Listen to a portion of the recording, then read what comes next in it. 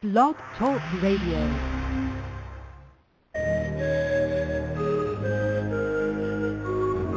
Beyond Paranormal Radio.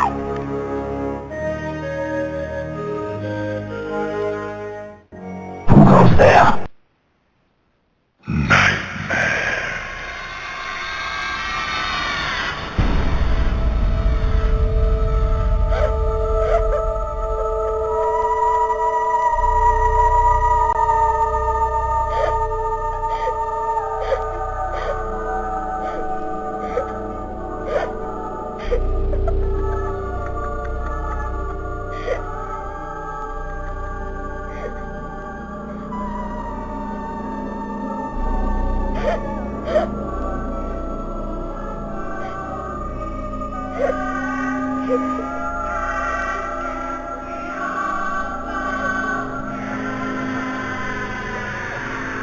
Welcome to Beyond Paranormal Radio with Vernon Wells and Terror. Bringing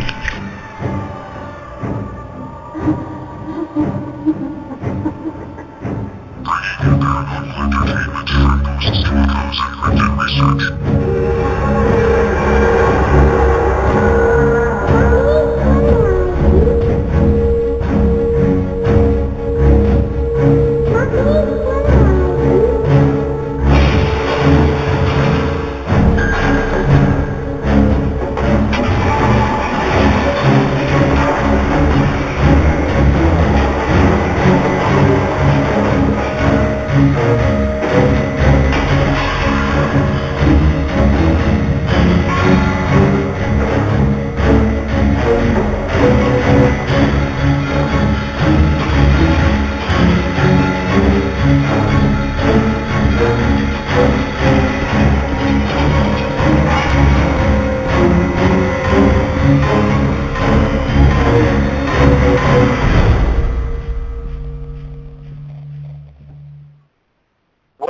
Everybody, welcome to Beyond Paranormal Radio.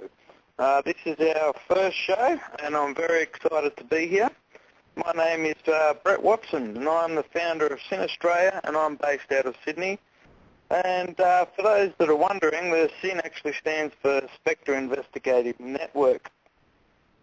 I've been investigating the paranormal for approximately 12 years now, and am also a qualified demonologist. I was, as some of you know, part of another radio show, but one thing did lead to another, and that led to me starting this show.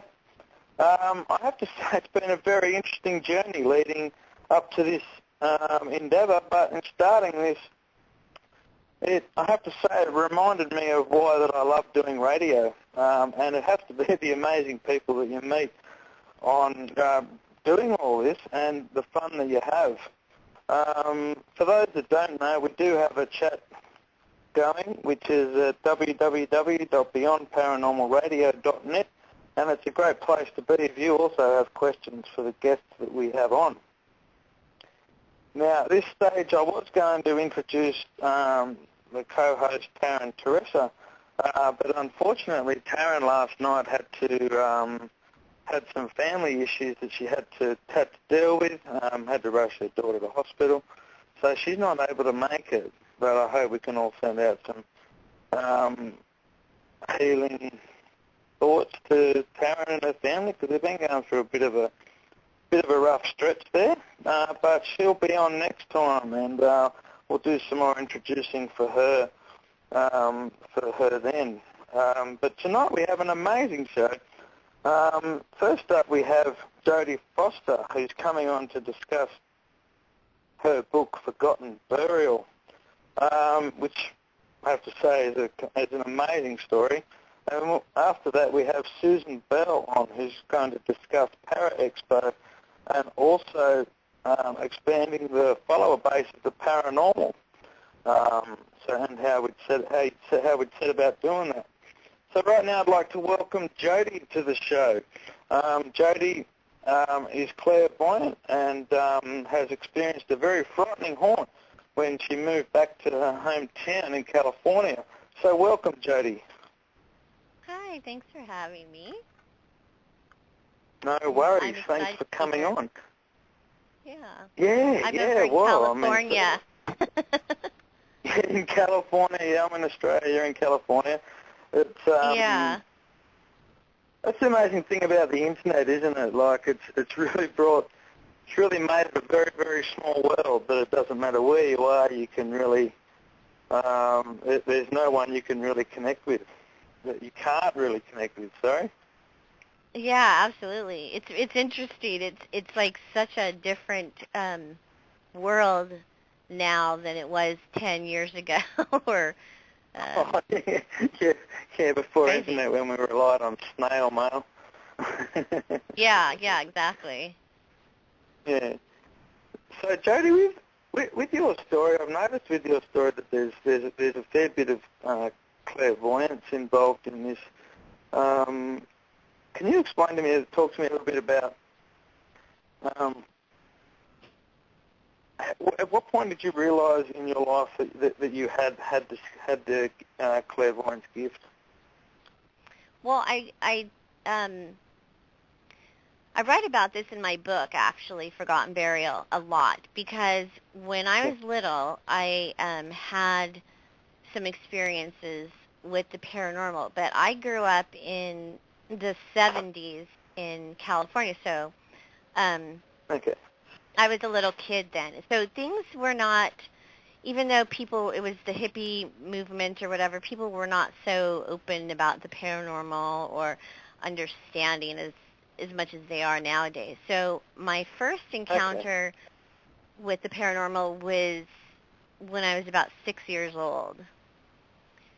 And my grandfather, he was from Albany, New York, and he was a mortician.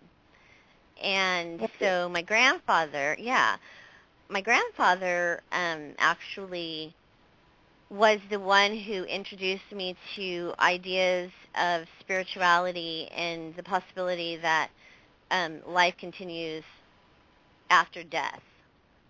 And so basically my experience started when I was little, but I kind of, as I grew up, I had some real tragic things happen during my childhood, which I touch on in my book, and I kind of blocked out all of my experiences, all of my beliefs, and I became really conservative, and I was kind of like a real I had lived with a Christian family, and so so ideas of like life after death were different. There was in the Christian world, at least at the time I was growing up, it was kind of like some things were kind of like if you experienced them, they were from the devil. So it was really confusing when you have an ability and you have gifts, and then religion or certain people are saying you're crazy or that doesn't exist. So when you with your uncle, did you have any paranormal experiences with it, or did he just sort of speak to you and open up the possibility in your mind that the afterlife could exist? I'm sorry, I didn't get that last part of the question. Oh, sorry. Just with your uncle that was a mortician, did you have paranormal experiences around your uncle as a mortician, or was it more he just spoke to you and opened your mind a bit more to the idea of the afterlife? Well, it was my grandfather who was a mortician, and he actually, I actually had some experiences when I was little and when he was alive, and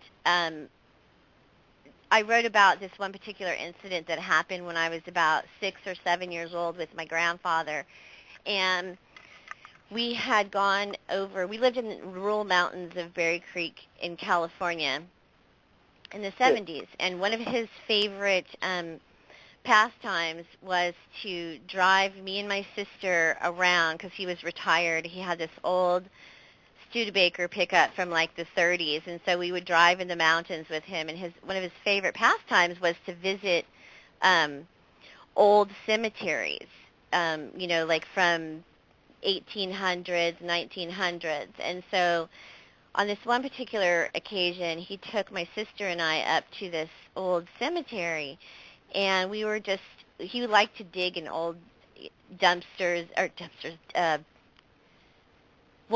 there would like be dump sites next to these old graves, or old bottles and stuff would be. Oh, okay. Yeah. And so he'd like to go like basically treasure hunting. And so for old bottles and stuff. So he'd take us along with him. And so I remember walking up this hill and looking over at the cemetery, and I saw, when I was a little kid, I saw a lady over a gravestone, and she was dressed in a pink, I think it was pinkish, or maybe it had little pink flowers on it, and gray, long dress, and she had a bonnet on. And I looked at her, and she just looked like, turn of the century, didn't look anything like someone would dress in the, the 70s whatsoever. So, so I looked at her, and I didn't see her face. I just kind of saw the back side of her. And she was leaning over the grave. And so my grandfather was down digging for some bottles, and I saw the lady, and I asked him, I said, "Hey, Grandpa," because where we were, there should have been nobody there. And I said, "Grandpa, who's that lady?" And he said, "What lady?" And I said, that lady right there. So he comes up the hill where I was, and he walks over to the gravesite where I told him that the lady was at. And when he looked down at the gravestone, he said, "This is the gravestone of a baby that had passed away, Jodi." And I said, "Well, Grandpa, there was this lady in a pink dress just standing with a bonnet over the grave. I don't know where she went to." And so he told me, yeah, I know. So he told me, well, sometimes this is, his version of life after death. But he basically told me, well, sometimes, people come and visit you when they've passed on. So maybe this was the mother of the baby who had just, come to say hi to her baby. And so I kind of just took what he said, like, okay. So that was someone, so there's a lady coming to visit her baby. All right, that sounds perfect, Even though she just vanished. Oh, yeah, and she just vanished, and I didn't really think much of it because I was little. So I just took everything, everything he said is kind of like, well, that's how the world works, Yes. People come from heaven. He said basically he was saying that, sometimes people come from heaven. That was his story, come from heaven, and they come and visit their loved ones, sometimes. So I just kind of, believed what he said. I figured, well, okay, he must know what he's talking about. He helps these people, when they die, so he's a smart guy. He must know what he's talking about. That must have been confusing for you as a kid. Well, it wasn't confusing until I got older. Like that. Okay. Well, yeah, it actually, when I was little, it didn't occur to me that anything was not normal, or that these things were not, that not everyone would see these things, And so it wasn't until I started to get older and became more cynical and questioning, like, how did I see that when I was little? And what does it mean when you get to be older and you may see these things, but people say you're crazy? Yeah. So it kind of I think the older you get, the less you are like it's kind of like the less you believe in those kind of things anymore. It's kind of like believing in Santa Claus or something. Like you realize that Santa Claus isn't real. Yeah. Well, we sort of talked about that cynicism before we came on air, didn't we? And I guess as we do get older, we all do get a bit more cynical about these sort of things. Now, this clairvoyance ability, that's something that ran in your family, right? Well, the clairvoyance abilities, I think that my mother had some clairvoyant abilities, but like I said, when we were growing up, it was kind of like a taboo, situation, and we really didn't talk about anything, and so it was very confusing when I was having my experiences. And not only that, but I was really a really super sensitive child, and I could feel people's emotions and their, sometimes I would have like premonitions of like someone calling on the phone, and I'd say to my mom, so-and-so's going to call, and then, like within a day or two, that person who she's never heard from would call. So it was kind of a little weird, Oh. Those kind of things. Yeah, well, I mean, I guess that's a good thing. So with your book, Forgotten Burial,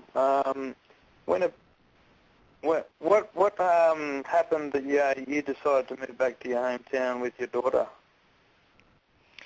Well, what ended up happening is that I turned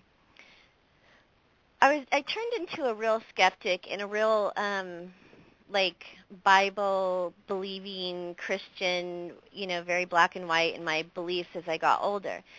And so my abilities and my clairvoyant abilities were dormant for many, many years. And so I ended up actually having panic attacks and having really bad anxiety because I just didn't know like who to turn to or who to talk to or anything about my experiences because mainstream religion wasn't, very accepting of these type of abilities. So no, they're not, are they? I'm a Christian myself, so I understand. Yeah, and so it's like I was a Christian who didn't really fit into the Christian, or at least the abilities I had at the time didn't really fit into a Christian belief system. And so what ended up happening for me is in the year 2000 when I was going through kind of a life transition living in Montana with my daughter, I had a friend who lived in Chico, California, who said, Jodi, why don't you move back to Chico? And because it's warm, where I was living before, it was on the Canadian border, and it was extremely cold and lots and lots of snow. Yeah, and so I I don't was do kind cold of either. so living in California where it was warm and sunny and it just appealed to me. I thought, oh yes, the sun, that sounds great, a perfect place, Yeah, warm sun. There was lots of trees in Chico, and lots of culture, and a college and stuff. So it's a very nice town to raise like a family. Yeah. So I decided to take her up on her offer of moving back to Chico.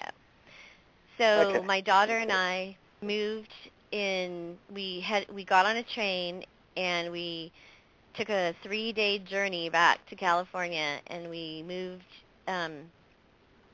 in with my friend Edie, who actually was in the Paranormal Witness episode. Right, yes, that aired. Yeah. Yeah. So Edie, the Paranormal Witness episode called The Apartment, that's based on my book. forgotten Okay. burial. So Edie invited us to live with her until we could find our own apartment. So what Okay. ended up happening is I came to Chico, and within the first week of being here, I got on a bicycle because I didn't have a car, and Hannah, my daughter, and I put her in a baby seat on the back of the bike, and Okay. we drove around Chico looking for a place to live. And All right. I was low, I didn't have a lot of money. I was kind of like lower income, trying to find a place that would, be suitable for me and my daughter that we could afford. And so I rode up into an apartment complex by the name of Walnut Gardens, and it had a for rent sign outside. And I thought, oh, well, this looks pretty nice. It looks okay. And so I ended up going to visit with the manager of the complex and asking if there was something for rent. Well, the criteria that I had for renting was I wanted to have a downstairs apartment because my daughter was still young, and I kind of was, worried that she may fall down the stairs or something, So Yeah. I asked the manager so basically what she said was, well, we only have an upstairs available right now, but we do have a downstairs apartment available. But the apartment downstairs won't be available for at least a month because the previous tenants they just up and left in the middle of the night and left some of their belongings in that apartment, and we have not seen nor heard from them ever since. So I should have questioned that. Yes. But Everything better in I hindsight, though, isn't it? Yeah. So it ended up happening that I took the upstairs apartment with the idea that within a month I'd be moving to the downstairs apartment. And so that's when my spiritual awakening started to happen, is after all those years of having my clairvoyant abilities and my sensitivities like dormant, living at Walnut Gardens is when everything came rushing back to me full force. And I had no other choice, to face my reality and my fears and my abilities. And it all started with a haunting. How did that sort of start out in the house? Well, it started out with a haunting, and it also started out with basically having terrifying nightmares. So upon moving into the upstairs apartment, I had absolutely no prior knowledge about any occurrences that had ever happened in the apartment. I knew absolutely nothing. I was coming with a clean slate, and what ended up happening upon the first night of sleeping there, I had an extremely vivid, terrifying nightmare of an abduction and of a couple who, now this was in the year 2000, I had moved in. So the couple that I was dreaming about, they looked as though they were from the 1970s. And I could tell that because, they had the clothing that people would wear in the 70s, not like the people, that would wear in the year 2000. And so what was confusing to me at the time was the dream, because the dream seemed really, really vivid and really real. It seemed more real than reality and super intense. Like I could feel the emotions of the people that were in the dream, and it seemed as though I was like a bird watching the back of this couple, and they were on the back side of my apartment complex, and they had this, it was kind of like a sense of, like they were predators looking for somebody. Okay. And, yeah, so it was really intense. And so while I was dreaming this, I was telling myself in this dream, is this a dream? Like I was asking myself, is this a dream? Is this really happening? And what ended up happening is I woke up. It was a dream, but I didn't realize it. And I looked over at my clock, and it said 3:37 in the morning. And then as I wake up, I look over at my clock, and I'm like, oh, my God, is there somebody really outside stalking the apartment complex? And so I get up, and I look out my the top story window to the courtyard to see if there was anybody out there, a man and a woman that were, stalking. And of course, I didn't see anybody. Right then. Yeah. Yeah. Yeah. I wanted to know if it was like real or if it was like some crazy nightmare that I was experiencing. Was this a common dream over many nights that you had this? Well, actually, yes. It it ended up being that I would have these dreams like pretty much every single night at the same time at 3:37 in the morning, and I would just wake up out of bed and I would just look at the clock and it would say 3:37. And at the time, I couldn't grasp it. I didn't understand what was going on, and it really made me think that I might be stressed out or, I was trying to rationalize it in my mind, thinking, well, I had just made this gigantic move back to California. Maybe it was just, my emotional state. But it just didn't make any sense.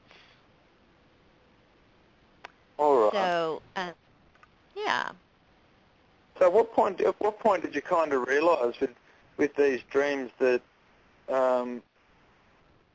this is possibly something that is real?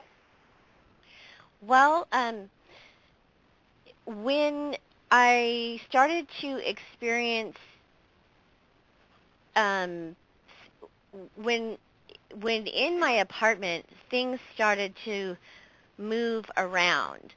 Like it started out really subtly, like car keys being moved or remote controls to the TV or lights being off and then all of a sudden turning on. So my rational mind kept thinking, well, there might be an electrical problem. So the management, I go and ask the management if they would please have like a maintenance man come over and check everything out, make sure it was like all up to code or, working order. So I ended up doing that, and of course everything it checks out fine. But when I realized there was something really going on that was more than, nightmares was when I moved to the downstairs apartment. And of course I go into great detail about that in my book, Forgotten Burial. And what ends up happening is that the haunting starts to intensify and the nightmares start to get even more vivid and more real. And then I start having more detailed information, such as like coordinates to where a girl's remains might possibly be. And at the time, I had no clue what any of this meant. I didn't know why I was dreaming about the location of a possible missing girl. What form did that take, like the locations in? Well, what ended up happening is in my dreams, I would have these vivid nightmares of abduction, murder, and a couple taking a young woman up to the mountains and burying her in a shallow grave. But during these dreams, I would hear numbers, and I would see like the like a road, and I would see like a pasture, and I would have all these really super detailed like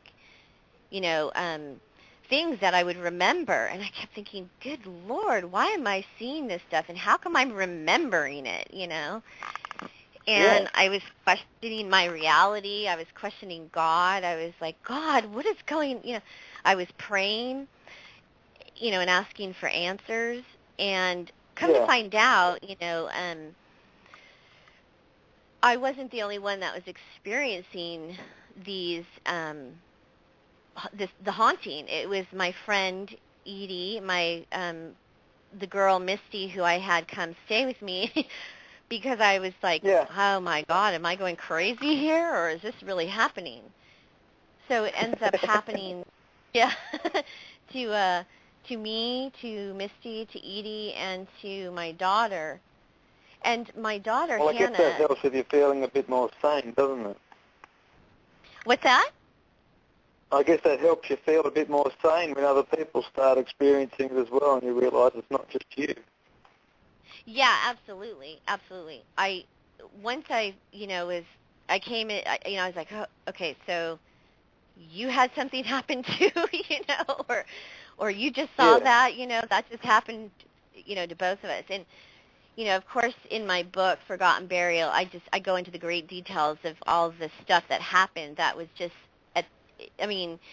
there was no denying it, that there was something going on.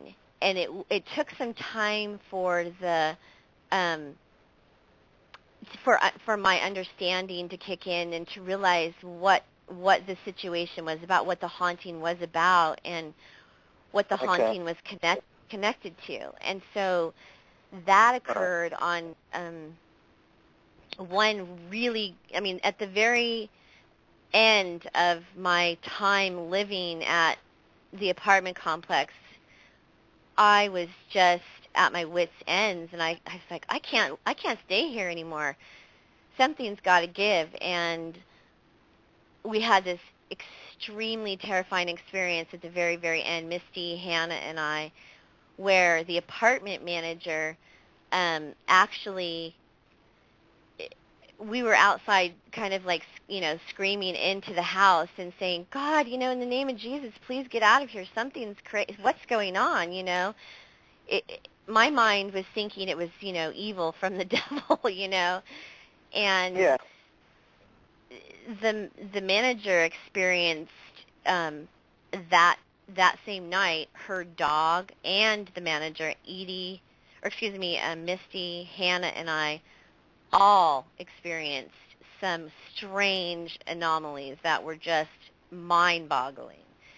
And the manager of the apartment complex said, okay, Jodi, you cannot go back in there at all. And I was like, I'm not going back in there. And so she ends up letting Misty, Hannah, and I stay the night in her apartment. And we all sat there, and we were trying to figure, who do you call? What? It's like we couldn't call the police. It's like when something paranormal is occurring like that, it's so mind-blowing and mind-boggling that you just don't know where to turn or who to turn to, because most people are going to think you're insane, and the police are definitely not going to take you serious.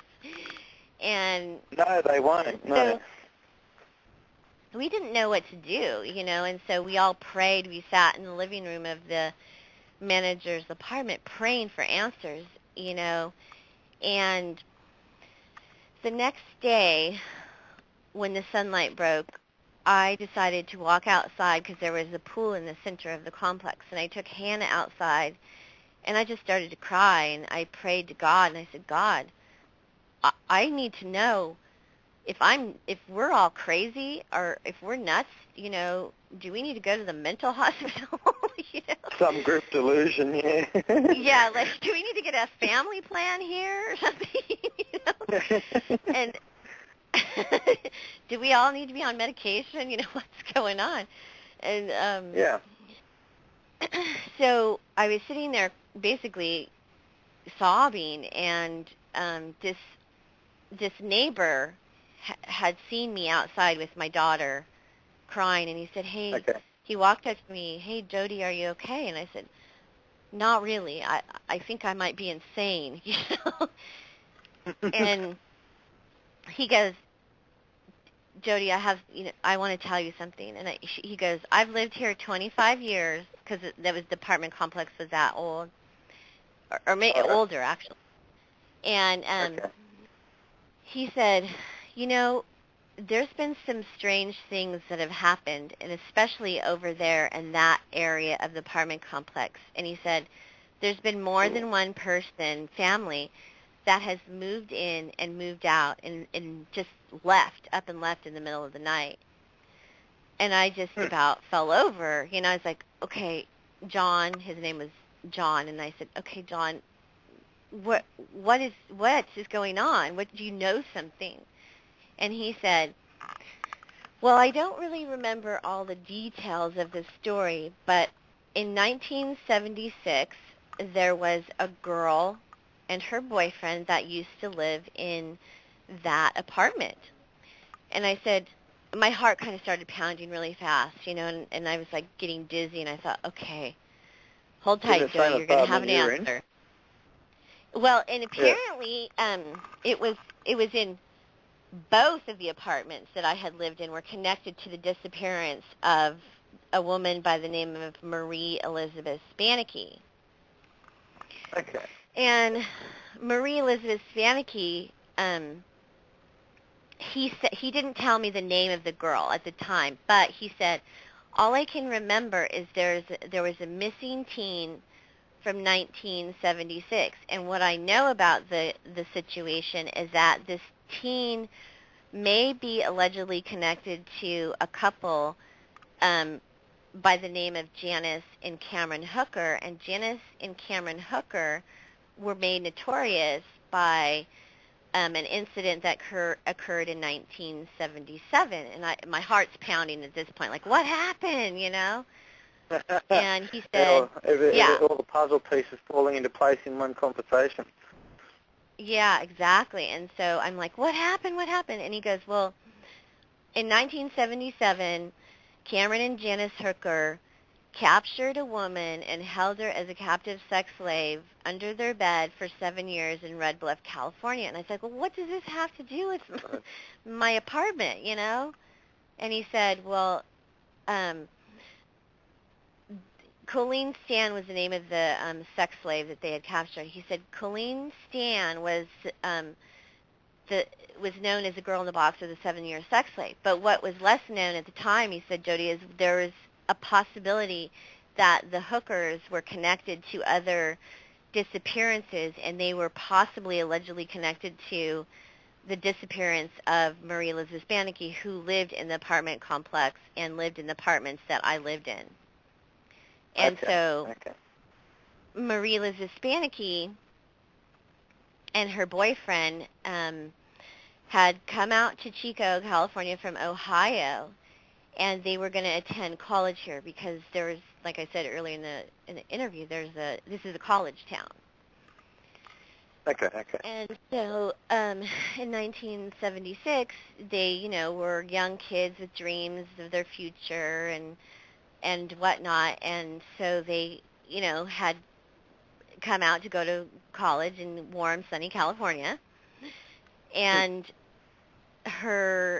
Marie's dreams and, you know, her life were allegedly taken by this couple. And so that's when the mystery started to, like, basically make sense to me. But at the time, I just was kind of still a real skeptic, and I still was like, well, what is this? Why is this happening? You know, I don't understand.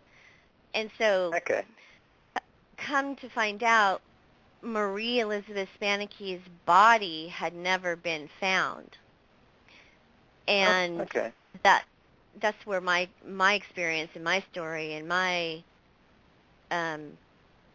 clairvoyant abilities and stuff come into play. And so I write about this in my book, Forgotten Burial, about how Marie Elizabeth Spanneke is connected to a notorious nationally and internationally known couple, and how the disappearance of Marie Elizabeth Spanneke, well, actually, she was their first victim. And so that was just very, I mean, that wasn't well known at all. That was basically hidden under the rugs and had been basically forgotten. Marie Elizabeth Spanneke had been forgotten, her murder, her body, everything. And so that's where my experience and my spiritual awakening happens is when I start to realize I need to do something now, that this wasn't just... So that's the one that you started to realize was actually you were dreaming about and everything. Right. So the dreams that I was having, the person I was seeing, the couple I was seeing, ended up eventually me realizing it was Janice and Cameron Hooker and Marie Elizabeth Spanneke. So I ultimately started to, over the years, years had passed because I kind of wanted to, like, you know, move away from that complex and not have anything to do with it again. But I don't... God was like, no, Jodi, that's not going to happen. You know, this is something you're going to have to deal with. So over the years, I ended up having to deal with my experience, and then ended up actually assisting the police and the FBI on the cold case. This ended up following you to a third residence, didn't it? I'm sorry, what? This ended up happening at a third residence that you moved to as well, didn't it? Yes. So I ended up moving away to a different residence, and the dreams followed me, and they weren't as intense, and the haunting didn't continue at my new place, but the dreams would periodically come. And so that's when I realized that this wasn't over. This just moving away from a space that was like haunted didn't mean that the story or the experience was going to end. And so I write about the strange unfoldings that happened over the next few years and coming into contact with Janice Hooker and all the things that happened to me and Edie and Misty and Hannah and my friends after. And so though the Paranormal Witness episode on the Sci-Fi Channel touched on the basics, they kind of like lumped some of the stuff, you know, together into like, you know, make it a really cool episode to watch on TV. But it wasn't exactly, you know, how it was made, you know, for like cinematic purposes. So there wasn't the extreme situation when you moved into that third residence type thing. No, not the third residence, but it definitely in the first and the second residence I lived in absolutely had some crazy stuff happen. But the third residence, it was all much more subtle, and it was like more of a spiritual awakening and a spiritual understanding, you know, and so it was kind of like that. It was like God didn't want me to just let it go. And then how did the police react when you started talking to them? Well, I was skeptical about giving my information to the police because I was afraid that they were going to think I was completely off my rocker, you know, that I was completely nuts and they would hang up on me. But what ended up happening is on the day that I decided to call the Red Bluff Police Department, my ex, his name was Joel, and he's also in the episode of Paranormal Witness, he said, Jodi, you need to take this information to the police. And I was like, no. Let's just figure something else out because I'm, you know, they're not going to believe me. They're going to think I'm a crazy lady. No, you know, I'm like, no, I'm not doing it, you know. And he's like, you have to do it. And I'm like, no. So I go outside and I start raking leaves in my front lawn. And this extremely strange, like, thing happens to me where a crow comes and, like, basically swoops down and, like, basically almost hits me in the face. And so I take this as a sign from God, you need to call right now, right this second. And so I called. It's like this thing inside me said, you need to call right now, right this second. You can't not call right now. So it was kind of like, I got up, I reluctantly go to the phone, and I call, and with a crackling voice, I say, hi, my name's Jodi Foster, and I'm calling to talk to someone about the disappearance of Marie Elizabeth Spanicky. And the dispatcher who talked to me on the phone kind of sounded a little flustered, and I kind of like, oh, God, she's going to hang up on me. And she said, she's like, hold on, okay, what's your name? Hold on. And now where I was calling the police station in this town, is really small. So I said, okay. So I am on hold, and then I get on the telephone with the lieutenant. And I guess that's unusual, because I guess lieutenants don't usually get on the phone. But I didn't realize that at the time. No. And so, he says to me, Jodi, and I'm like, hi, yeah. He goes, this is Lieutenant Sanders. And I said, hi, Lieutenant Sanders. I go, I know this is going to sound completely crazy, but I'm calling about the disappearance of Marie Elizabeth Spanicky, and I have some information that might be relevant to your case. On the other end of the phone, the lieutenant said, why are you, what? Yeah, he probably was just, dead silence like, on the other end of the phone. Exactly. And he goes, yeah. He kind of stood there, he was like silent for a minute and said, why are you calling right now? And I said, I have no idea. I don't know why I'm calling right now, but I just had this overwhelming sense that I needed to call right this second. And so he said, I have never in 35 years been so freaked out by someone's phone call, and you just completely freaked me out. And I was like, okay. And he goes, we were just in the middle of deciding whether or not we should reopen the Spanicky case from 1976. Oh.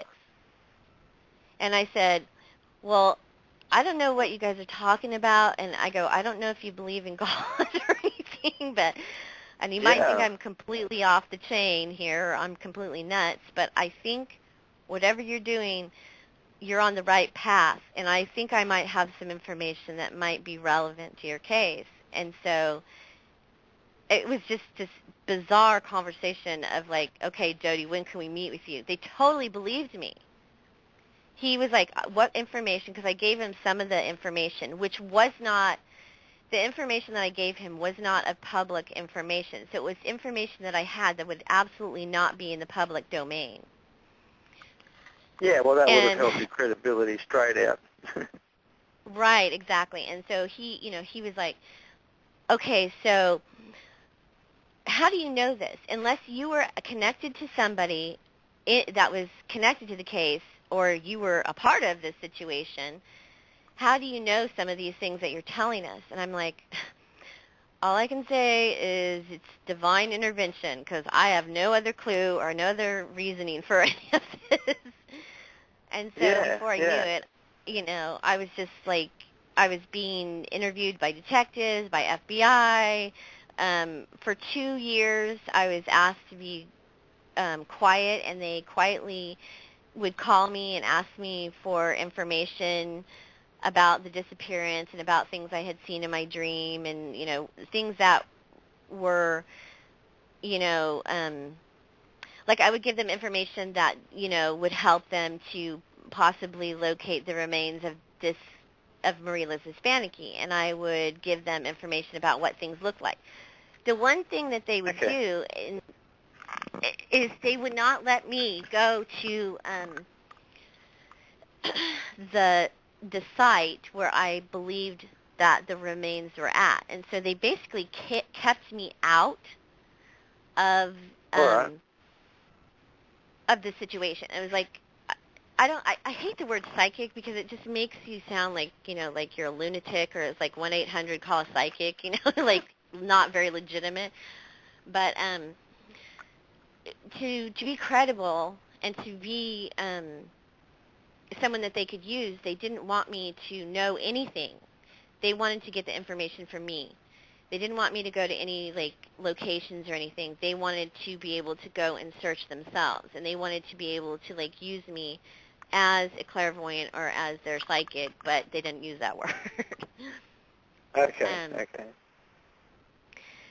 So for 2.5, almost 3 years, they would, like I said, they would periodically call me, ask me for information, and then they said, I was like, can you please tell me if you found anything? Can you please tell me what's going on? And like, we can't tell you because it's an open murder investigation. We can't give you information. That would have been but frustrating as hell.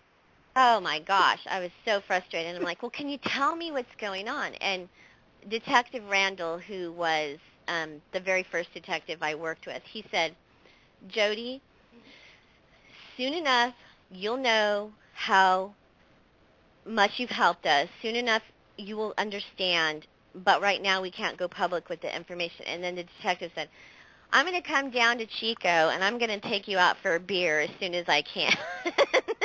Yes. And yes. I was like, it's the least they do. Yeah, I was like, okay, so obviously I helped you in some way, so when are you going to be able to tell me, Yeah.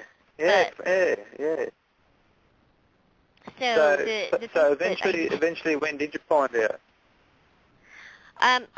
The case is still an open murder investigation right now, but Okay. I had some inside information from somebody else that said that there were some things that came to light from the information that I did give them, but because it's an open murder investigation to this day, and because it's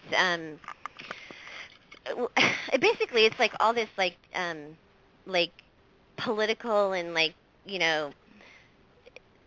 stuff that is like criminal stuff. Like I can't be a part of that. It's like the case and bringing everything to trial and stuff. It's kind of like they have to do that in their own time, and they're wrapping up the case in their own way. But of course, I can't be privy to that information because I'm just a person. But as soon as I helped them. You don't even know if they found a body yet. Well, I know that they found something, because when I asked again if I could go up to the place where the remains were supposedly at, they said, Jodi, you can't go up there. No one can go up there because it's an excavation site and it's on private property. So they did say that.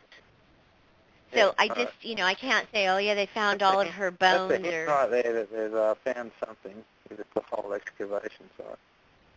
Yeah, so they can't really, they're not really saying, well, we found something, but they're saying that, you can't go up there. It's an excavation site. You can't do this. You can't do that. You can't talk about this. You can't talk about that. Like, okay. Yeah. I'm just looking forward to that beer. Okay. Yeah. Oh, well, this is an amazing story, and I just can't believe that I'm just looking at the time now, and it's like 55 minutes into the show. Oh, cool. The time's just absolutely flown, and I mean, I'd love to have you on again at some stage to finish this story off, because I mean, I think this story might have a bit more in it. Oh yeah, absolutely. This story is totally multi-layered. I mean, there's so much more to this story. I'm working on a second book right now that's called It's a Matter of Perception. So my first book is Forgotten Burial, and the follow-up to Forgotten Burial is A Matter of Perception, and it has so much more to this story that people are just going to be amazed about. Well, it's an open-ended story too, isn't it? It's not really finished yet. And that's, no, it's not. I guess. Yeah. Yeah. Yeah. Do you want to tell everyone on here where they can get a hold of your book, Jodi? Yeah, absolutely. So you can get my book at Amazon, Barnes & Noble, any online bookstore. I'm not sure what the bookstores are over in Australia, but you know, if you go Amazon online. And all that. Yeah. Okay. Yeah. So Amazon, it's going to be on bookshelves on February 8th, so you should be able to go into your local bookstore, and if it's not on the shelf, you could ask for it. It's published by Llewellyn Publishing, which is a very well-known company that's been around for like 100 plus years. And you can also go to my website, which is Jodi Foster, JodiFoster.net. And if you go to Google, you can Google my name, Jodi Foster Paranormal, Jodi Foster Ghost, Jodi Foster, anything that has to do with like the paranormal, and you'll see like the interesting story and the connection to the nationally known criminals Janice and Cameron Hooker and the 7-year sex slave. So, yeah, it's a very interesting, multi-layered story for sure. It's an amazing case, sorry, go on. Oh, and I have an agent. His name's Travis Short, and Travis, you know, if anyone wants to contact him at any point in time, he's on my website as well. He's actually in the process of shopping my story around for a movie situation. There's a couple of production companies that are interested because it's such a fascinating story. Yeah, it's amazing. It's amazing. It's hard to know whether this one will ever get sold, considering how long ago it actually happened. Well, you know what's interesting? I think one thing I wrote about in my book that I think people might want to take a look at is resolution comes in all different like shapes and forms, and resolution, sometimes we think resolution means like, okay, you found the body, now everything's over and now we can move forward. But sometimes God has a different idea, and for some reason this story continues to go on, and I think it continues to go on because it's kind of like a spiritual awakening for people. Yeah. It kind of like is a story where you can relate to it on so many different levels and realize that if you've had some sort of strange experience in your life, paranormal, some kind of mental illness, whatever, a haunting, or you're just curious, you can realize now, like, there are other people in the world, and you're not alone. There are people that are in the world that have had these experiences, and there are people that you can talk to. Back in 2000, I didn't know who to talk to. Yeah. So thank you for having me on. I appreciate it. Thank you very much for coming on. I really appreciate it. It's an amazing story, and I'd love to have you on again to get more of this story, because it's an absolutely amazing story, and I don't think we even touched the tip of it all at this point. Yeah, not even close. But yeah, I'd love to come back on for sure. Thanks for coming on. I'm going to play a bit of music now. This piece of music I'm going to play is from Kevin MacLeod, and his stuff can be found online. So we'll be back after this with Susan Bell. Thank you very much, Jodi. I appreciate you coming on. Thank you. You're welcome. Bye-bye. Take care. Bye-bye.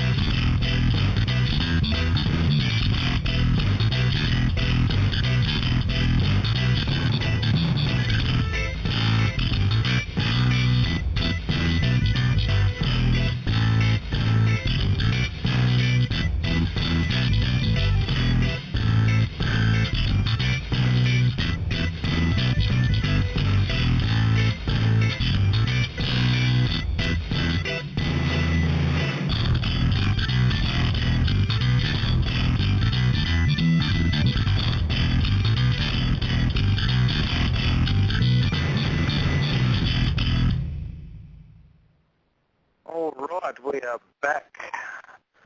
It's an interesting piece of music there by Kevin MacLeod, and it was called Retro Future Nasty, so you can find that online. Right now we're going to just jump straight into Susan Pelt. Susan, welcome to the show.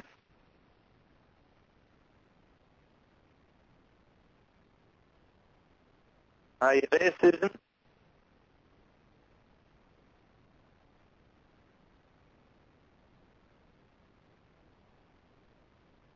All right, I don't know what's going on there, but yeah, hopefully Susan will get back on here soon. Just for now, what I might do is I might actually play a bit of a thing from our good friend Edwin Becker. You'll like this. I really enjoy this. It's called 1-800-RENT-A-GHOST. Are you sitting out there lonely and feeling left out? Do you want to be included in the world of the paranormal, but really don't know how? We have the paranormal solution for you. Call us at 1-800-RENT-A-GHOST. We can deliver everything from a timid spirit that walks the halls or one that simply opens a cabinet door. Or you can get a feisty poltergeist that can trash your house and really liven things up. We can get you as many shadow people as you need to have a party. Do you have too many unwanted friends or family just barging in? Our screaming and wailing banshee will guarantee that after hearing some deafening anguish, they will never return. Impress your friends or take revenge with a specter of death hovering over your dinner table or theirs. Or if you're lonely, you might like a simple attachment that follows you everywhere. EVPs? Choose from our line of celebrity voices. What investigator would not want to hear Jim Morrison or Whitney Houston? Or maybe Michael Jackson or Kurt Cobain? Order now and get 3 free orbs. We are 1-800-RENT-A-GHOST. Not responsible for damage caused by poltergeist activity, divorce, loss of job, sleep deprivation, bedwetting, uncontrolled vomiting, suicide, or the possibility of being hospitalized for insanity. And most important, there will be no returns.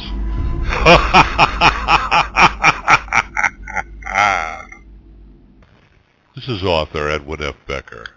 You might also like to try our 1-800-OWN-A-ZOMBIE. All right, I love that one. Susan, are you there now? I'm here, Brad. How are you? Oh, I don't know what happened then. Lost you for a second. You did. Thanks for coming on. I was actually a bit freaked out. I don't know technical issues on the first show, eh? Well, you lost me because I was trying to get Vernon on the line. So that's why you lost me. Oh, I'm actually here no now. worries. Oh, hello, Vernon. Welcome to the show, too. Oh, thank you, Brett. Thank you both for coming on. I really appreciate you both coming on. Now, Oh, thank you for having us. yeah, Susan, do you want to tell us a little bit about yourself, please? Well, I'm actually the executive director of the Bobby and Dean Foundation here in the United States, and in March we're doing Beyond Expo. It's a fundraiser. 100% goes to the foundation, and our goal is to build a residential college for special needs individuals. So this would actually be the first residential college within the United States for special needs. So that's our goal. Beyond Expo is March the 14th through the 16th at the Queen Mary Hotel, the most haunted ship in the world. And it's going to be fabulous. We not only will Vernon be there, but Andrea Perron, the family that The Conjuring was based on.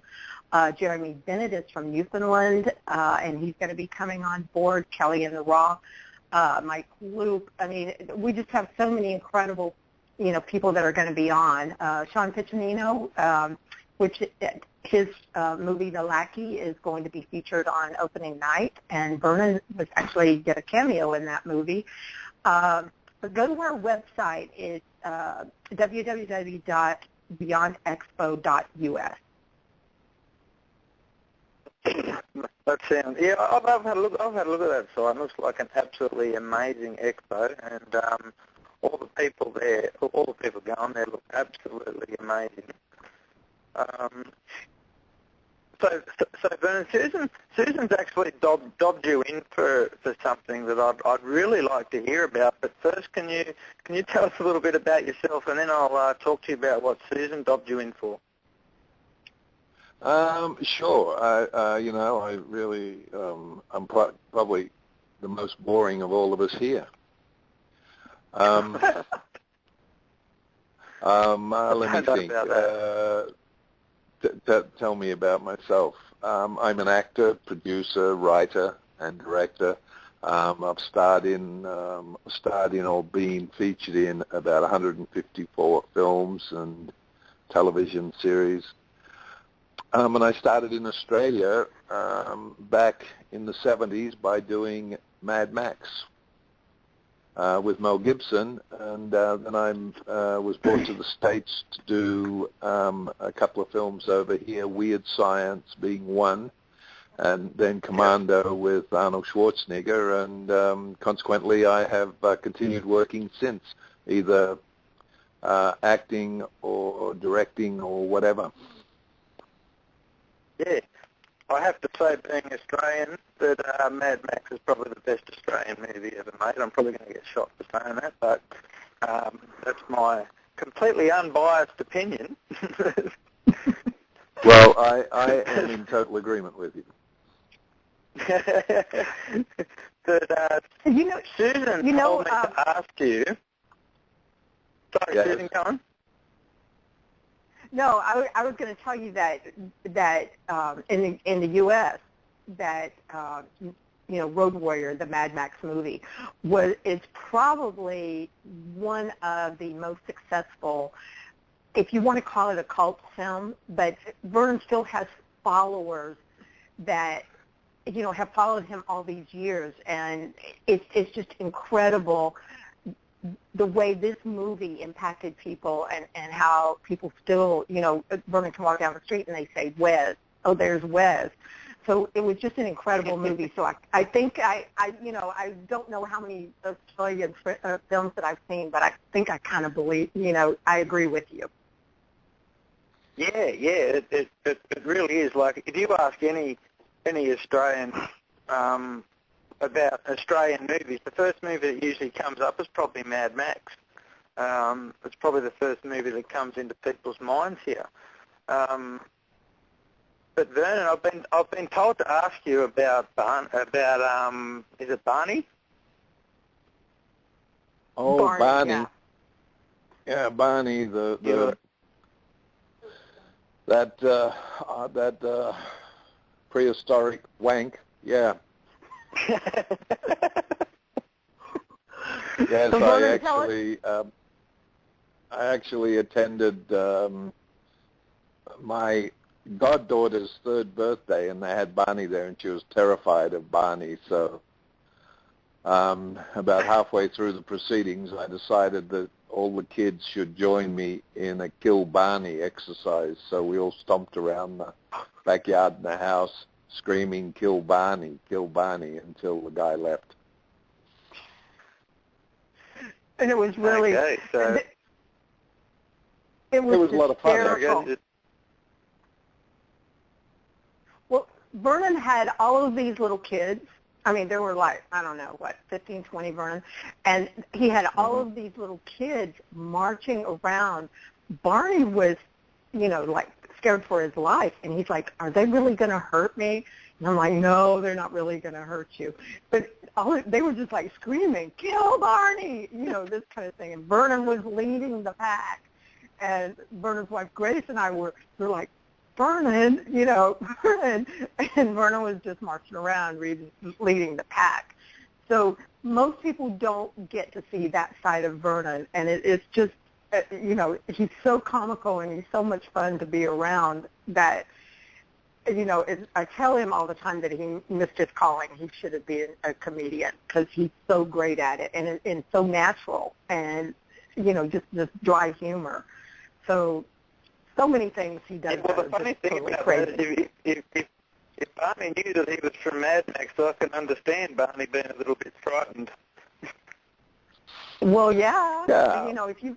If you've got Vernon marching around, yeah. Yeah, Yes, well. So you're frightened the hell out of Barney then. So yeah, well that's not an issue. Like I actually heard a comedian once talking about Barney, and he said that a lot of the T-Rexes back in the day, if they had longer arms, they probably would have been like Barney the dinosaur. Oh my This is God. true. Because they wouldn't have been so angry because they could have helped themselves out. But Well, yeah, you could. Sorry, go on.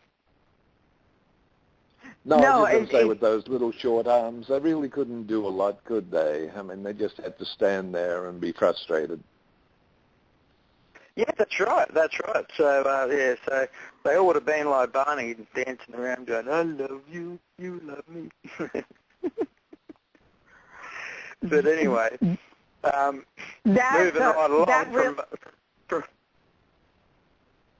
well, that really got... Sorry, Susan, I keep interrupting you. No. It's very difficult when you're doing radio. Most people don't understand it, but it's very difficult because you don't know when the other person's going to speak. So it's like totally crazy sometimes.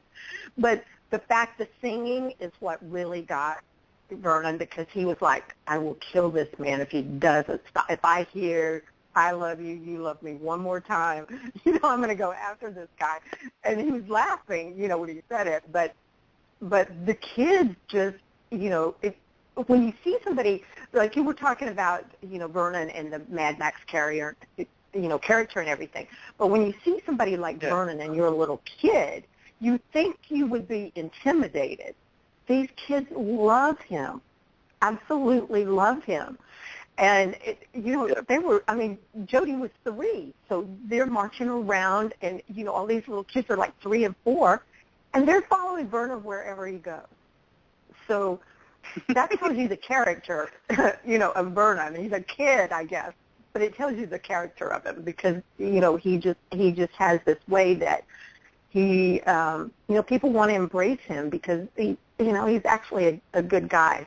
Don't listen to this, Vernon. Well, I think to be an actor, you kind of have to be a big kid from time to time, don't you? Because it's sometimes you've got to actually put yourself into like imaginary land. So I guess you've got to be like a little bit of a kid sometimes.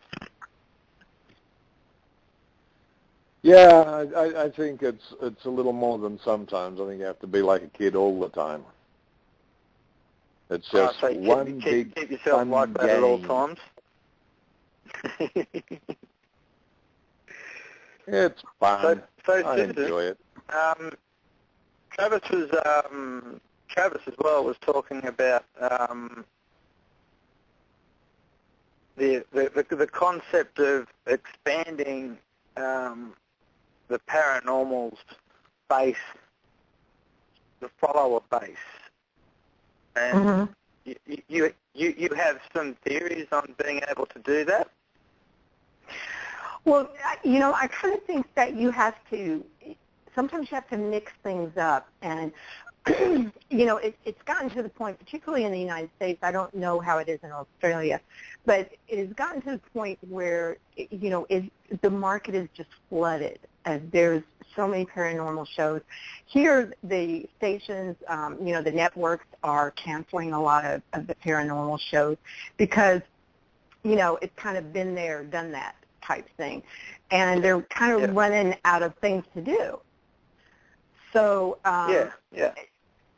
if you're going to expand your market, you probably really need to come up with something, that is going to be interesting. Because anytime you want to expand and you want to build your audience, then you have to do something that is going to want to make people listen. So having a diverse type of people on any show is a good idea because you'll bring more people. Your audience will get bigger because you are kind of branching out and you're just not staying with one genre.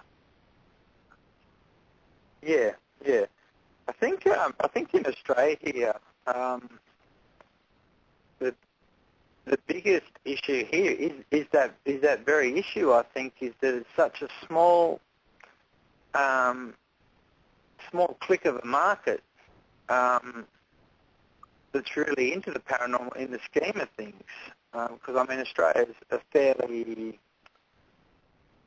we're an open people, but at the same time we're a very cynical people, and I think that's where the paranormal needs to do a lot of work in Australia, is to sort of open the market up more, so more and more people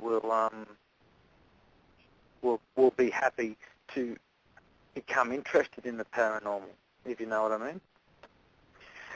Well, I think, honestly, that the way to bring people in and get them interested is, there again, to have information for them.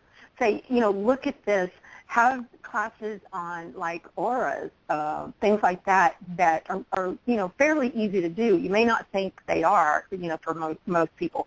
But those things, if you really concentrate and if you really look, you can see an aura around an individual. So those kind of things are really interesting. And if you can build an audience and you have really, really interesting people on your show, and have the cynical ones as well. Don't just get everybody's point of view. Don't just go with one point. And the debate, the cynicism, a lot of times will bring people in because they want to hear, okay, these are the pros and these are the cons. So almost Jeremy Bennett, who's going to be on at Beyond Expo, he actually, and this is a true story, he actually was on in the UK and in Canada. He was on paranormal shows, not as a person that was pro-paranormal, but as a cynic. So he was the one that said, no, this is not happening. This is total, BS, so to speak. And then he himself had an encounter. His sister's husband was killed, and he actually came back to visit Jeremy. So now it's completely different doing this show because he's actually had an experience. So if you can work with people like that, so that they have been cynical and they haven't experienced anything, and then all of a sudden something happens and they feel differently. Bringing people like that in, or even bringing the cynical ones, is going to cause more people to want to hear what's going on. Yeah. I have to agree that I think a lot of the cynicism has come in because a lot of these ghost shows, paranormal shows on TV, are touted as reality TV.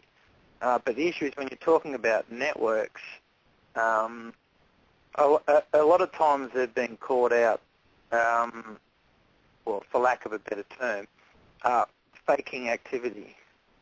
And I think that's where a lot of the cynicism comes in. But I think people need to start looking at these shows as not so much being reality TV, but being entertainment.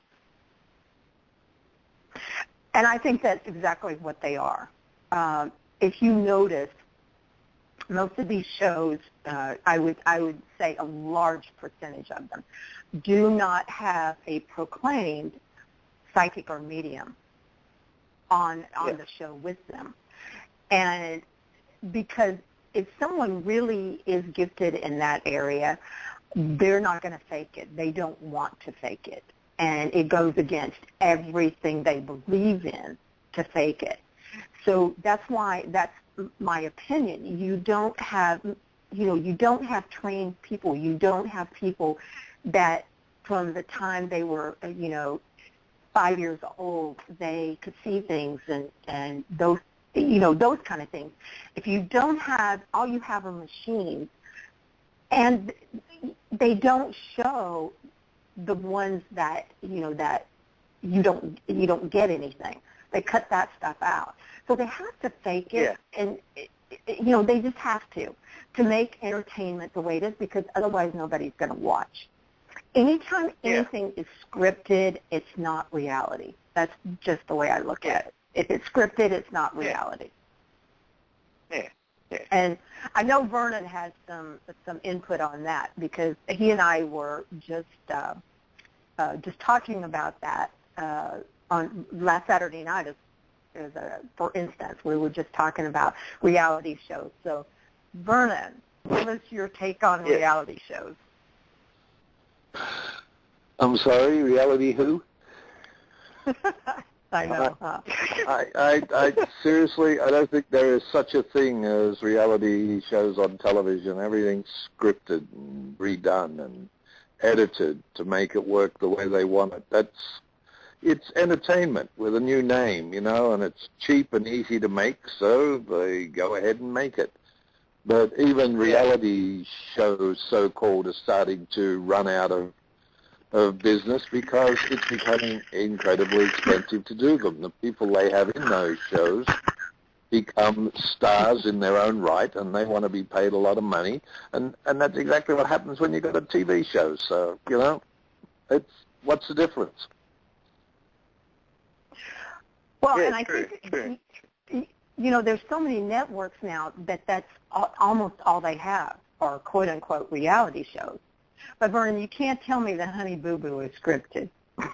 I don't know. You'd be surprised. It's the way it's edited, the way the director, directs it, and then has them do the same thing over again, or has them do it in a different way. That's just like television. That's true. To me, reality is if you put a camera in somebody's house and you just let it go, and you take the good with the bad, but you don't really see a lot of bad on reality shows. All you see is all the stuff they want you to see. So I don't consider it reality. I consider it bad television. Incredibly. Incredibly. Most of it is, I watch very little TV. Maybe that's terrible to say, but I watch very little TV. And the TV that I do watch, have really quality actors in it. I don't even watch any reality shows. I have to be honest. I have seen just like 5 minutes of Honey Boo Boo, and I was like, oh my God. And realize everybody says, oh, they can't be that way. I'm from Georgia. Honey Boo Boo is filmed in Georgia.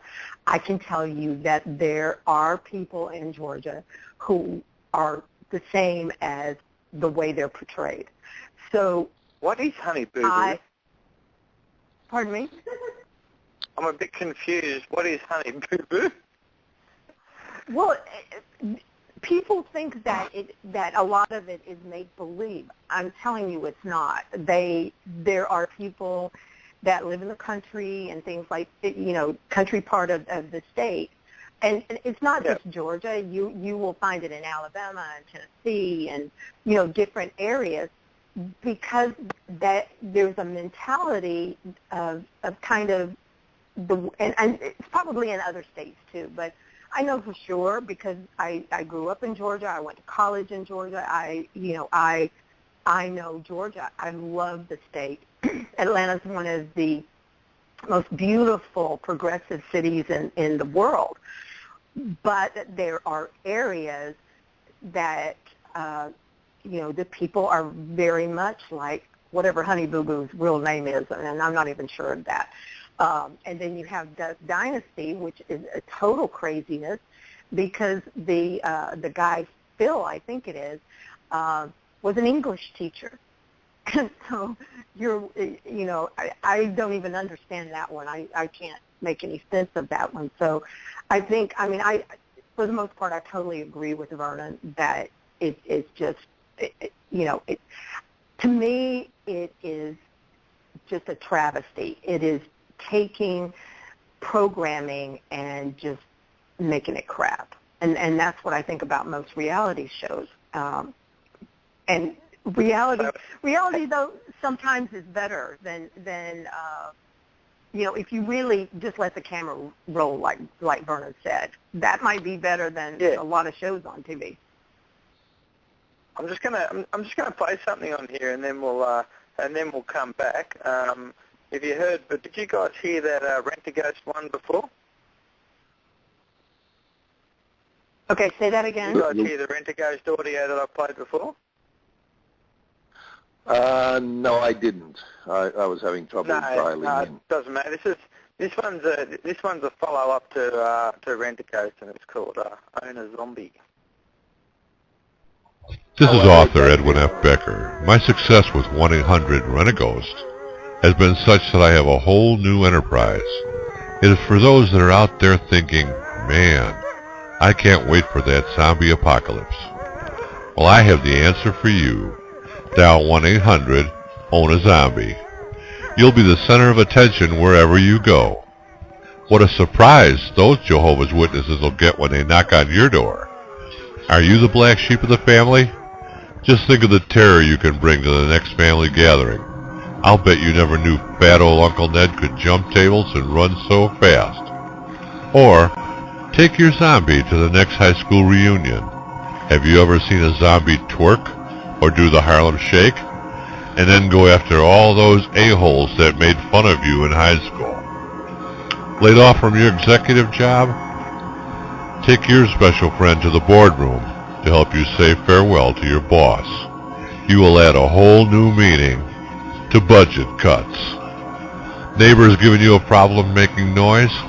Introduce them to your new pal and stand back, because all will be quiet very soon. You'll be waiting for the next a-hole to look at you and say, bite me, because anyone who gives you the finger really does give you the finger. Dial 1-800-OWN-A-ZOMBIE. Order now and get the new book, Sewing on Limbs Can Be Creative. Not responsible for infectious disease, death, mayhem, severed limbs, cannibalism, paranoia, loss of sanity, nor that god-awful stench. And one more thing, there will be no returns. Ha ha ha ha ha ha ha ha.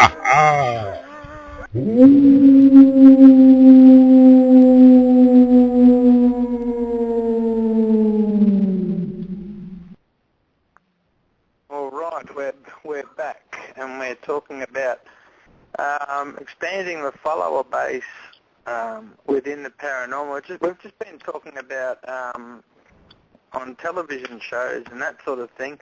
But how do we expand the follower base outside of television shows? I would think by actually having events, having classes, putting on events, even if they're small, a conference. A lot of times people will come just to see what's about, and they really, do it on a Saturday when most people are off work. I mean, I assume that I'm assuming that in Australia it's the same, that you have Saturdays and Sundays off, but for the most part. Do some gatherings, talk to, get the young people involved. That's another good thing. Is get young people involved in anything, and they'll bring people, they'll bring people with them. So that would be my, I don't, Vernon probably knows the Australian mentality, much more so than I do. Vernon, how would you build a base in Australia? Well, I think the whole thing is that the paranormal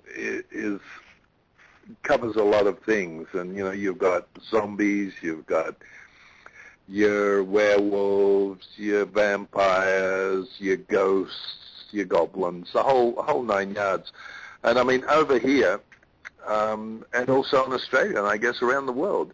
It's getting pretty well to the point of where everybody's beginning to know about it, simply because you've got some very highly rated television shows that are about vampires or about werewolves or about zombies.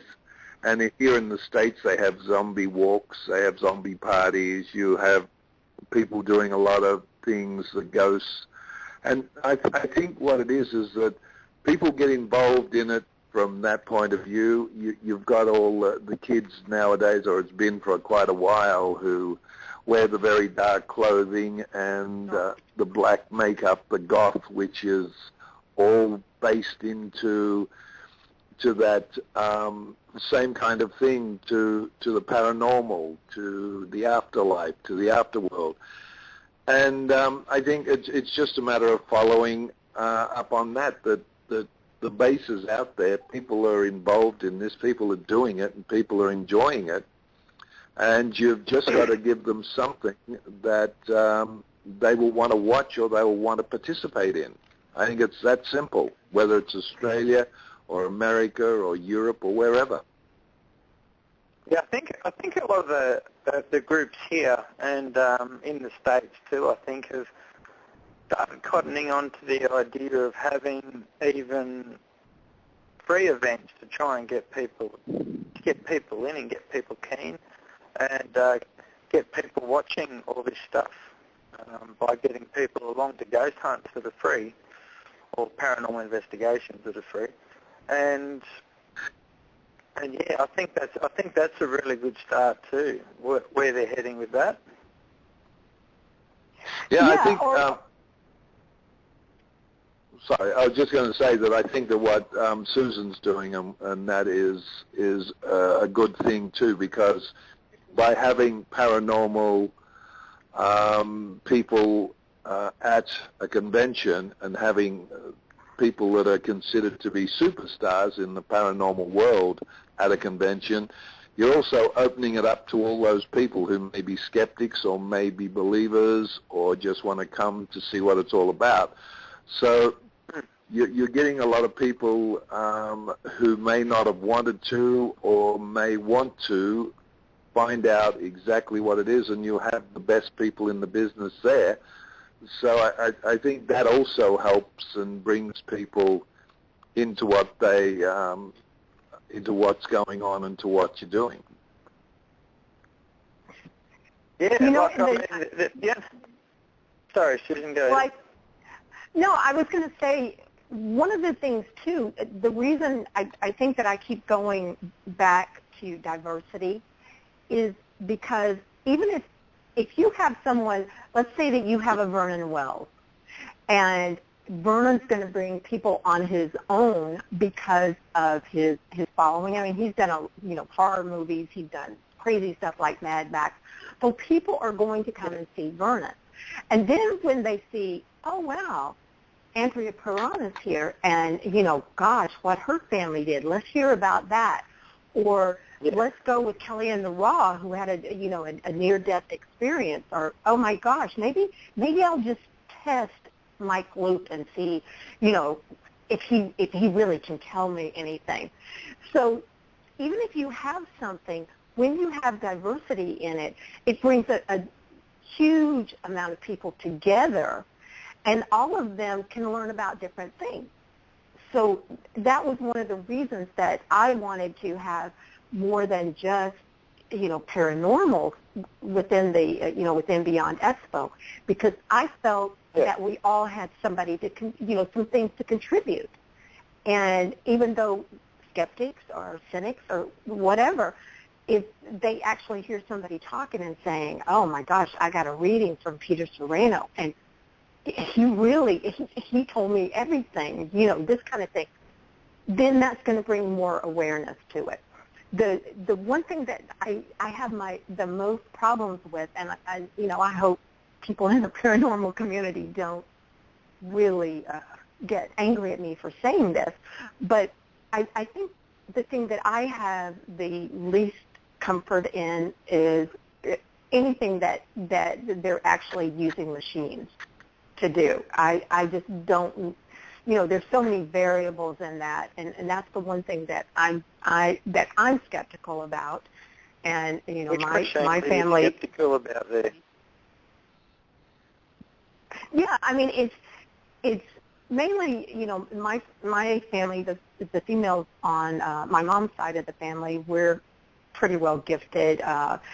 We see things, and sometimes we prevent things from happening, and sometimes we can't, and those kind of things. So it really doesn't, for me, as someone who knows these things, I don't care what anybody thinks.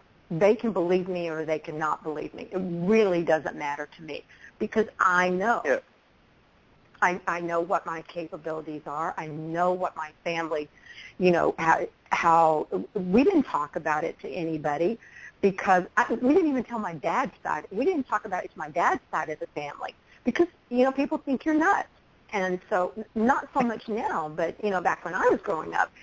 So to me, there's a comfort there. I don't believe everything that everybody says in the paranormal community. I don't. I just know what we can do. And, things that, like Kelly has told me, just miraculous things like I was home in Georgia, and Kelly's in Texas, and I was home in Georgia, and Kayla got, we couldn't find her. So, I was on the phone with Kelly, and I said, we can't find Kayla. And she's like, okay. She told me exactly where Kayla was and described the room completely. So I know that Kelly can do things like that, because I did not give her any information except that we can't find Kayla. She told me the sofa, she told me that these people needed to get a new designer because they had 60s furniture and all of these things. It was kind of comical, to be honest with you. She said, wow, they need to get some designing done in that house. It was kind of funny. But, that's... Sorry, go ahead. No. Go, ask me what you were going to ask me. No, I was just actually going to make a comment about skeptics and cynics and that sort of thing. And, I mean, a few years back, I really believe in the theory that within the paranormal world, that the only thing a skeptic is a person who hasn't had a paranormal experience yet. And I have tested that theory over time, and I have actually taken skeptics investigating with me. And a few of them have actually had experiences and have actually been converted to being a believer in the paranormal. Whereas I think a lot of teams just, if a person's a skeptic, they just sort of shy away from it, where I think maybe that's also a road to go down, where we can, where like you said yourself, that we can take these sort of people out and broaden their horizons, for lack of a better term. Yeah, I mean, I'm a firm believer, and I was just having a conversation with another group in Las Vegas today that we're actually, he's like, can you, and if I would so give him a plug if I really knew the name of his paranormal group, and I don't. But he's got I'll put it up on Beyond Expo on Facebook, everybody, if you want to go look as soon as I find it. But it is such a concept that I totally love, putting paranormals together in a group and talking and everything. So he said, I would love to work with you guys and promote Beyond Expo. And I said, absolutely, and we'll promote you. There are too many people in this world that are afraid of competition. They're afraid of doing things, when all you have to do is just I embrace. It really doesn't matter to me if somebody is for me or against me. And if I'm in competition with them, I'll promote them. And then for the main reason is, what good does it do me not to promote them? So always bring a cynic. Always take somebody with you. Let them experience. If they haven't experienced, fine. If they don't, fine. Maybe the next time they go out, they will. So don't, don't ever be afraid of someone who is cynical or someone who's adversarial to you. Always just be the person you are, and, don't worry about everybody else. Do the best you can do and be the best, investigator, whatever it is you're doing. Just, I think I had, and I'll just kind of tell you about this, and I think it woke me up, to be honest with you. But I told you, Brett, that my brother passed away in 2009, and that I dreamed all of the experiences. But the one that just gave me afterwards gave me peace and joy and love for my fellow man, those kind of things, is my brother passed away on the morning of October the 30th. And the next morning, on the 1st, I had, in my dreamlike state, I saw my dad, and my daddy came down, and he picked my brother up in his arms. Everything was white around. I didn't see tunnels and all of that stuff. It wasn't like that. But he picked my brother up in his arms, and he just floated. And, I can't, it's such a surreal thing that it's really hard to describe it. But I just saw my dad and my brother together, with my brother in my dad's arms. And then, it got very vivid, and I saw my grandparents, and I saw, different people who had passed on, and this kind of thing. And during this whole, I don't know how long it lasted, but during this entire thing, there was only one thought that kept coming in, and that was love. Just love. I didn't see anything else. I didn't know anything else. It was just love.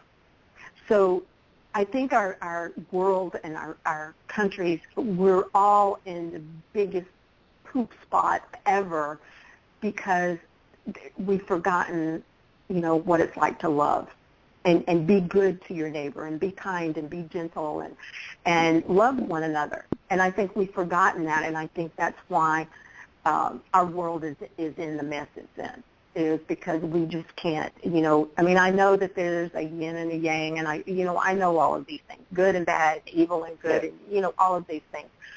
But somehow if we could just all kind of try to, I'm like Rodney King, let's all work together, if we could just somehow... I've noticed in the paranormal that a lot of people are stepping over each other to get somewhere. And, it's paranormal, I don't think, is going to get anywhere while that sort of thing is going on. I think love is probably a strong word to use. I think if you're not going to love everyone face, I think we can all face that fact. But I think the best word to use would be respect. Yes. If everyone can respect what everybody else is doing, even if you don't agree with it, respect it. Absolutely. And then I think that is one thing that will help the paranormal move forward as well. Well, and Vernon can attest to this because he's been in the acting, genre for long time. That's true in any business. It gets competitive, and then everybody is like dog eat dog, and let me see how I can bash this person to make myself, look better. So I think we have just gotten to the point that that's pretty much, we're so competitive that we can't see that the only person you have to compete with is yourself. And most people just, they can't understand that. It's not in their psychic that they're going to understand that you're not in competition. You are, as an individual, you have control over you. Your brain is a computer. It will hold anything you want it to hold. It can open up and take in anything that your mind, that if you can dream it, if you can create it, then it's there. So I think we have just gone away from some of those attributes that are so important, not only in the United States, definitely in the United States, but all over the world. Yeah, I think it's become like a sort of policing thing where if you don't agree with what someone's done or doing, then it's your job to tell them so. And I think that respect goes out when that happens, and it just snowballs, and then people who like that person end up coming at you, and then it snowballs into just this massive fight, and then that in turn as well drives people away from the paranormal. I think if you're working together in common respect, that's it. Then that's the biggest step right there. Yeah, and you're gonna, if you go with that attitude, if you respect everybody else and you say, okay, I'm going to be the best I can be, and I'm not in competition with anybody else. I'm just going to do my best. This is true in anything that you go into. Do you think that I've known Vernon for a long time. I have never ever seen or heard that he has ever been anything but a gentleman, and he hasn't entered into the dog eat dog type world. He just does his business. He does his work, and he does it well. So what happens is people continue to want him. So I think he's a prime example of what we should be like. I mean, who better to follow if you want to be an actor, or you want to be in television, or you want to be any of those things, than a career like Vernon's that has spanned all of this time, and he's still well known, and he's still well liked, and producers love him, directors love him. That's the kind of, and it doesn't matter what genre you're in, whether it's paranormal or whatever it's in. If you build that kind of reputation for yourself and you respect other people, then things are going to come to you tenfold. Yeah, and I really like the concept actually of having these expos and not just having paranormal guests, but also having other people with a following that are into the paranormal as well come along. I think that's an amazing idea right there. And I think it's great. Like, what was the dates of your expo? It's March 14th through the 16th. Yep. And the Queen Mary, I must say, guys, that the Queen Mary has just been so gracious. I called Kevin today, who's the national sales manager there, and I called him and I said, look, I have some people coming in. One of our vendors are coming in, and I said, they're coming in, and this is the type room that they need. And he's like, okay, I don't have that, but I have this. And so come to find out, the Queen Mary has a family room. And with this family room, they have one area that's a king-size bed, and then they have a little hallway, and they have another separate room that has a twin bed. So if there's a child or there's a third person, maybe it's two women and a man, and the women can sleep together and the man goes over there, whatever it is.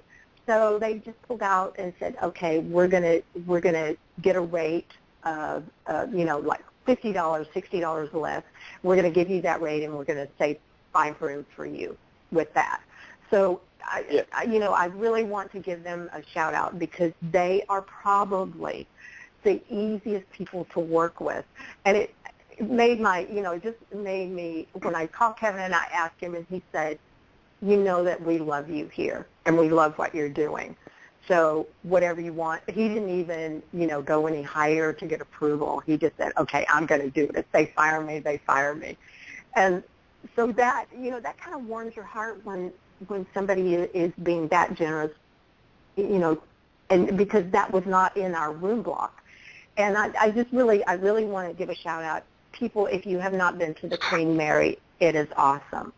And it is said that there are more than 600 entities or spirits roaming around the Queen Mary. So you will not be upset you might if you don't believe in ghosts, because when you experience one, it might be daunting.